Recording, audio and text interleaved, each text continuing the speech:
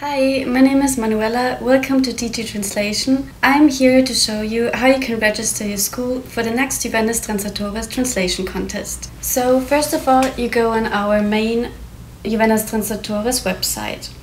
When registration is open, there will be a link here on the 2nd of September, which will bring you to the contest platform where you can register your school. The first thing you do is you click here on Register Your School to create a new account.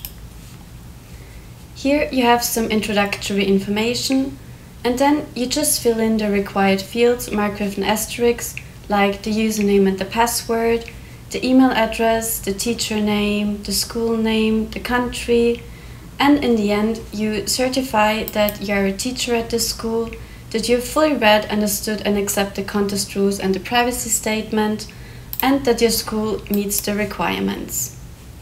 Then just click on Register School. And please bear in mind, only one account per school is possible.